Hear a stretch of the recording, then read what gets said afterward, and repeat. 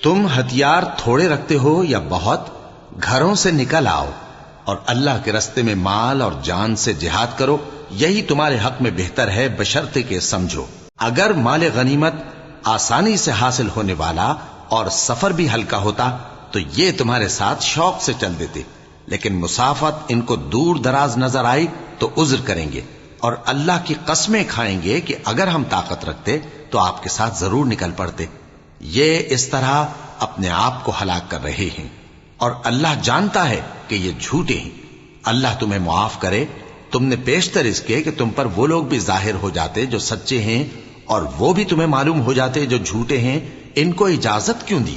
جو لوگ اللہ پر اور روز آخر پر ایمان رکھتے ہیں وہ تو تم سے اجازت نہیں مانگتے کہ پیچھے رہ جائیں، بلکہ چاہتے ہیں کہ اپنے مال اور جان سے جہاد کریں، اور اللہ پرہیزگاروں سے واقف ہے۔ اجازت وہی لوگ مانگتے ہیں جو اللہ پر اور روز آخر پر ایمان نہیں رکھتے اور ان کے دل شک میں پڑے ہوئے ہیں، سو وہ اپنے شک میں ڈاواں ڈول ہو رہی ہیں۔ اور اگر وہ نکلنے کا ارادہ کرتے تو اس کے لیے سامان تیار کرتے، لیکن اللہ نے ان کا اٹھنا اور نکلنا پسند ہی نہ کیا تو ان کو ہلنے جلنے ہی نہ دیا، اور ان سے کہہ دیا گیا کہ جہاں معذور بیٹھے ہیں تم بھی ان کے ساتھ بیٹھے رہو۔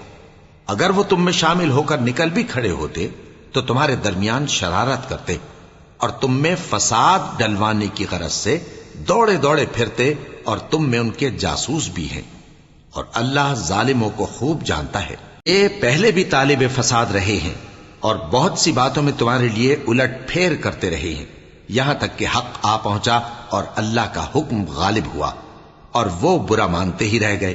اور ان میں کوئی ایسا بھی ہے جو کہتا ہے کہ مجھے تو اجازت ہی دیجئے اور آفت میں نہ ڈالیے۔ دیکھو یہ آفت میں پڑ گئے ہیں اور دوزخ سب کافروں کو گھیرے ہوئے ہے۔